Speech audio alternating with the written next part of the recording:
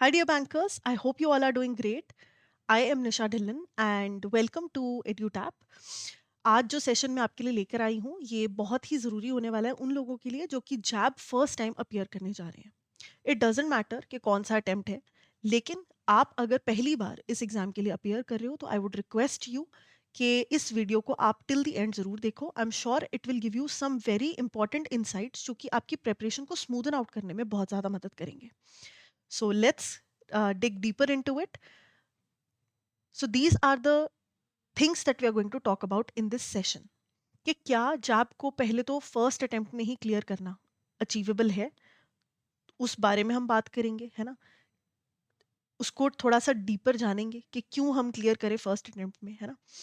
Then we'll talk about what are the major barriers, ऐसी कौन सी चीज़ें हैं जो कि प्रिवेंट करती हैं पहले अटेम्प्ट में क्लियर करने से, क्योंकि एक दो अटेम्प्ट दे लिए तो बहुत सारी चीज़ें होती हैं जो खुद ही हमें एक्सपीरियंस के साथ समझ आती हैं, लेकिन उसमें टाइम हमारा जा रहा है, हर अटेम्प्ट से रिलेटेड रिसोर्सेज हमारे जा रहे हैं। तो इट्स इंपॉर्टेंट कि हम पहले ही गलती खुद करके ना सीखें, हम बाकी जो गलतियां कर चुके हैं लोग, है ना, या जो आपके मेंटोर्स आपको बता रहे हैं उनसे सीखें हम, सो दैट हम वो गलतियां प्रिवेंट कर सकें। वो क्या बैरियर्स हैं जो कि पहले ही आपको डे वन से अपने दिमाग में लेकर चलनी है। Then we will speak about कि बेस्ट स्ट्रैटेजी क्या रहने वाली है अपने एग्जाम को क्वालिफाई करने के लिए। ठीक है जी, तो आप कभी भी अटेम्प्ट अपना दे रहे हो, मई अटेम्प्ट दे रहे हो, नवंबर अटेम्प्ट दे रहे हो, doesn't matter, this strategy is going to help you throughout. Okay, so let's get started. But before moving ahead मैं आपको एक चीज़ बता दूं कि हम लेकर आए हैं आपके लिए एक डॉक्यूमेंट जिसमें आपको इंपॉर्टेंट टॉपिक्स की लिस्ट मिल जाएगी। 135 प्लस इंपॉर्टेंट टॉपिक्स आपको मिल जाएंगे। साथ में आपको मिल जाएंगी most important MCQs and PYQs since 2023। This will help you a lot in knowing the pattern of the exam, difficulty level जो इंक्रीज हो रहा है, कौन से टॉपिक्स किस तरह से पूछे जाते हैं क्वेश्चंस, उन सब में बहुत मदद मिलेगी। तो इसे एक बार ज़रूर आप चेकआउट करिए। इसका लिंक डिस्क्रिप्शन में आपको मिल जाएगा। It is absolutely free of cost. So let's get started with the first thing that comes to our mind कि क्या जैब को क्लियर करना पहले अटेम्प्ट में पॉसिबल है। तो it's a very big and huge yes. ठीक है, बहुत सारे thousands of aspirants clear it in the first को एंड सो कैन यू। बहुत अच्छा लगता है ना, फर्स्ट ही आपने किसी चीज़ को पहली बार अपने, कहते हैं ना, अपने रिस्पॉन्सिबिलिटी से लिया और उसी टाइम में बिना टाइम वेस्ट किए, बिना एफर्ट वेस्ट किए आप स्मूथली क्लियर आउट कर गए। Plus the salary increment that it brings, जो प्रमोशंस में आपको एक जो करियर लैडर है उसमें ऊपर जाने में ये मदद करता है। आपको बैंकिंग का कॉन्सेप्चुअल बेस समझने में, अगर आप स्पेशली नॉन कॉमर्स बैकग्राउंड से हो तो वहाँ पर आपको जो एक अपर हैंड देगा, एक स्टेप अहेड जाने में, कॉन्फिडेंस बूस्ट जो आपका होगा। बिकॉज जब आप अपने पियर्स के अराउंड होंगे एंड आप बहुत इनिशियल स्टेज में अपने जॉब को क्वालिफाई करके बैठे हैं, तो अब obviously it will give you a confidence boost as well. तो ये सब चीज़ें, है ना, ये मुफ्त आती हैं जॉब क्लियर करने के साथ। But yeah the long story short, it is absolutely possible to clear it in the first go. कोई बड़ी बात नहीं है, थोड़ा सा बस हमने स्ट्रैटेजिकली चलना है। और मैं आपको ये बहुत अश्योरेंस के साथ बता सकती हूँ कि अगर आप डिसिप्लिन रहें, अपनी अप्रोच सही रखें, सही रिसोर्सेज की मदद लें, तो आप इसे क्वालिफाई कर सकते हैं फर्स्ट अटेम्प्ट में ही। ठीक है जी, लेकिन आपको बहुत ईमानदारी से चलना है खुद के साथ। So it is not about being extra intelligent, it is about doing the right things consistently. ठीक है जी। तो अब बात करते हैं हम बैरियर्स की कि ऐसा क्या है जो कि जैब को पहले अटेम्प्ट में क्लियर करने से हमें रोकता है। सो फर्स्ट थिंग जो कि बहुत सारे लोग यहाँ पर मात खा जाते हैं, that is poor time management या लेट स्टार्ट। कि यार अभी तो बहुत टाइम है, 6 महीने पड़े हैं, अभी क्या करना है, 2 महीने पहले करेंगे। या मेरा फ्रेंड है, मेरा सीनियर है, उसने तो 2 हफ्ते पहले करके कर लिया था। देखो, मैं आपको यहाँ पे दो बहुत रियलिटी चेक्स देती हूँ। ए, लास्ट मोमेंट प्रिपरेशंस पहले शायद चल भी जाती थी, अब चलना with every passing attempt it is going difficult, because difficulty level increase ही हो रहा है। पहले सिंपल प्लेन डायरेक्ट क्वेश्चंस बहुत पूछे जाते थे, अब वैसा नहीं है। अब कॉन्सेप्चुअल क्लैरिटी सीख करी जाती है, प्रैक्टिकल क्वेश्चंस पूछे जाते हैं, केस स्टडीज पूछी जाती हैं, और कॉन्सेप्ट्स आपके कितने क्लियर हैं ये बहुत ज़्यादा चेक किया जाता है। तो पहली तो ये चीज़ है कि बड़ा मुश्किल है लास्ट मोमेंट प्रिपरेशन के साथ चीज़ें क्लियर करना। केओस होगा, सिलेबस वास्ट है, अमेंडमेंट्स आती हैं, आप कंफ्यूज हो जाओगे और अंडर कॉन्फिडेंट फील करोगे, तो कुछ मिस्टेक्स आप खुद भी कर दोगे। सेकंड, जिन लोगों ने ऐसा 2 हफ्ते में किया है वो पहले अटेम्प्ट्स दे चुके हैं, काफ़ी अटेम्प्ट्स पहले वाले वो होंगे, या फिर luck, would have been the playing factor here. But हमने ना तो लक के भरोसे छोड़ना है ना, लक के भरोसे अगर छोड़ना है फिर तो कोई भी तैयारी मत करो, है ना, फिर तो ABCD कुछ भी कर दो। लेकिन अगर हमने अच्छे से जेन्युइनली प्रिपेयर करना है तो let's not leave it for the last moment guys. ये सबसे बड़ा एक प्रॉब्लमैटिक एरिया है जिसमें कि मैं जिससे कि मैं जेन्युइनली चाहती हूँ कि हम सब बाहर निकलें। लेट स्टार्ट बिल्कुल नहीं करना, टाइम मैनेजमेंट अपनी पहले से ही करनी है। ये एक ऐसी चीज़ है जिससे कि आपकी पूरी जर्नी ना बिल्कुल स्मूदन आउट हो जाएगी। आपको पता भी नहीं चलेगा कब आपने पढ़ना शुरू किया, कब आपको चीज़ों में इंटरेस्ट आने लगा, कैसे आपका एग्ज़ाम आया, कोई रिवीजन में आपको दिक्कत नहीं आई, स्मूथली एग्ज़ाम आपने दे दिया और आप क्वालिफाई कर गए। कोई लास्ट मोमेंट पे जो एंग्जाइटी होती है वो आपको देखनी नहीं पड़ेगी। Then second problem is not knowing the syllabus properly and having no plan. आप निकल रहे हो रोड ट्रिप पे लेकिन आपने तैयारी ही नहीं करी, आपने गाड़ी ही टेस्ट नहीं कराई अपनी, है ना, आपने पेट्रोल ही नहीं देखा है कि नहीं गाड़ी में, आपने उसके टायर्स ही चेक नहीं किए, तो दिक्कत वाली बात है ना। और आप निकल गए वर्ल्ड टूर पे कि नहीं इंडिया का दौरा करके आना है अपनी गाड़ी पे। तो यही हाल है सिलेबस।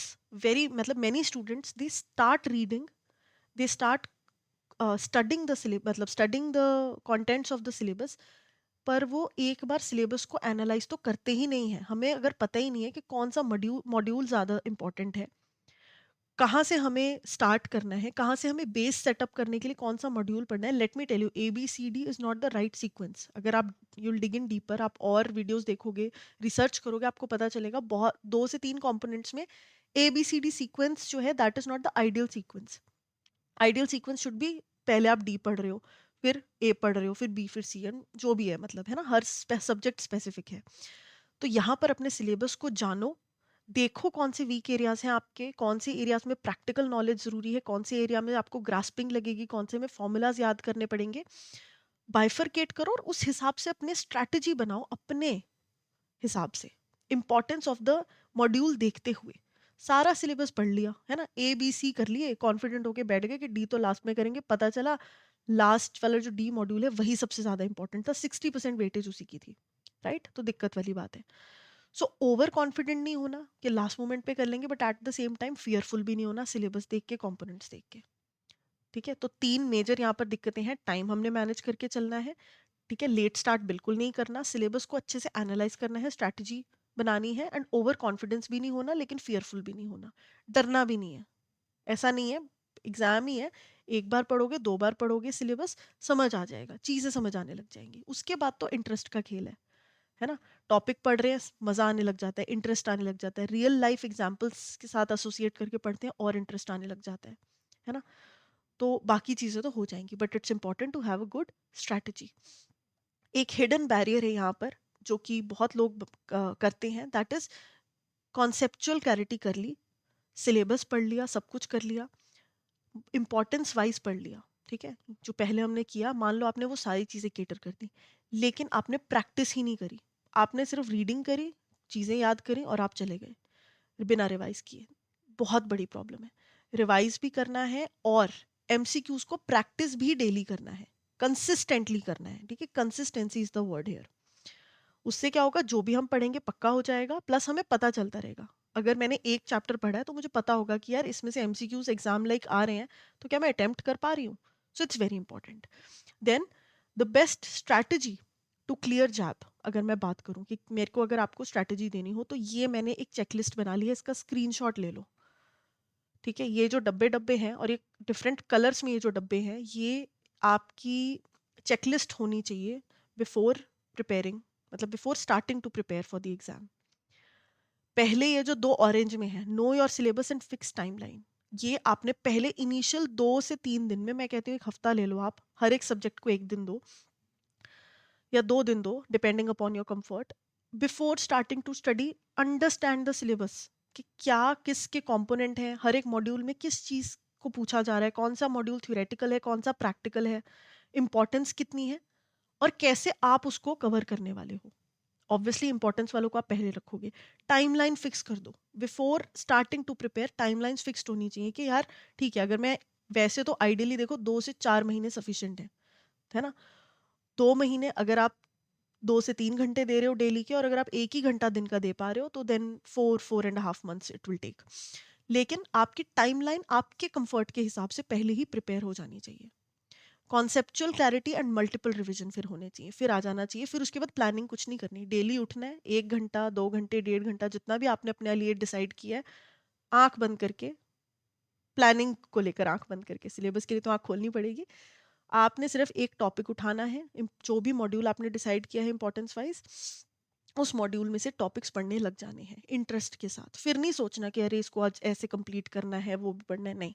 सिंपल उसको पढ़ना स्टार्ट करना है, 1-1.5 घंटे में उसको कवर करना है, 1-2 एमसीक्यूज उससे रिलेटेड प्रैक्टिस कर डालनी है। MCQs based preparation very important. हर हफ्ते जो भी आपने पढ़ा है, weekends, leave the weekend for MCQ preparation.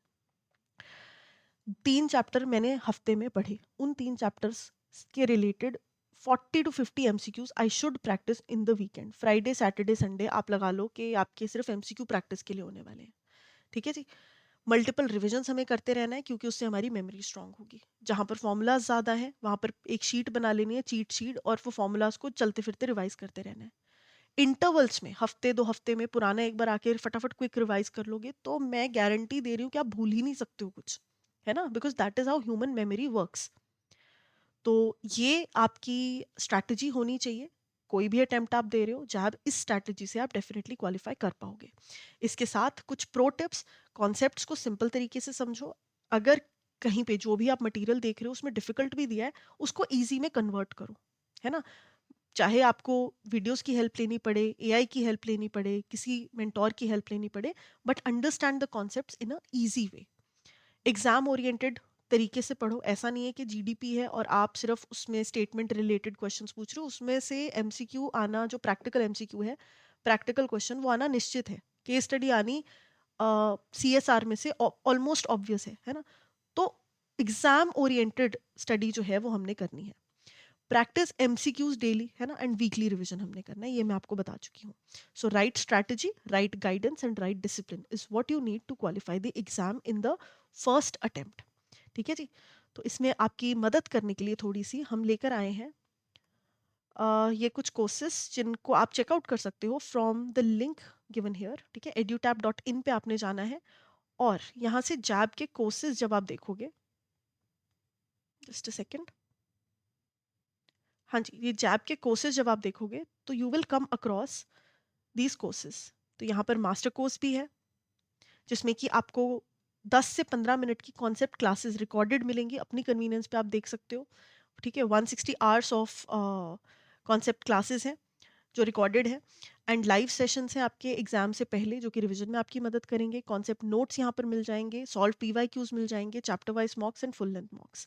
So brochure यहाँ पर दिया है, यू कैन रीड इट अगर आपको और डिटेल्स जाननी है, और यहाँ पर जो कूपन कोड दिया है उसका इस्तेमाल कर कर you can avail the offer.